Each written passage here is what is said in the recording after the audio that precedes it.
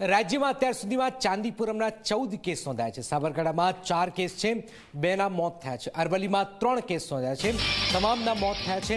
ચાંદીપુરમ વાયરસથી મહીસાગરમાં 1નું મૃત્યુ થયું છે। ખેડા, મહેસાણા, રાજકોટમાં 1 કેસ નોંધાયો છે। રાજસ્થાન અને મધ્યપ્રદેશમાં 3 કેસ નોંધાયા છે। ચાંદીપુરમના કુલ 14 દર્દીઓમાંથી 8ના મોત નિપજ્યા છે। ખળભળાટ મચી ગયો છે। ચાંદીપુરમ વાયરસથી 8 લોકોના મોત।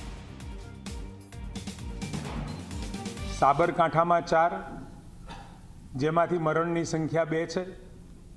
અરવલ્લીમાં 3 અને 3 કમનસીબે મૃત્યુ પામ્યા છે। મહીસાગરમાં 1 એ પણ કમનસીબે મૃત્યુ પામેલ છે। ખેડામાં 1, મહેસાણામાં 1 અને રાજકોટમાં 1, અને રાજકોટમાં જે દર્દી મળ્યું છે એ પણ મૃત્યુ પામ્યું છે। આમ કુલ 11 કેસમાંથી મરણની સંખ્યા 7 થઈ છે। રાજસ્થાનના 2, એમાંથી 1 મૃત્યુ પામ્યું છે અને મધ્યપ્રદેશનું 1 એ હજુ સ્ટેબલ છે। આમ 11 ને 3 14 દર્દીઓ આપણને મળ્યા છે, એમાંથી 8 દર્દીઓના મૃત્યુ થયા છે।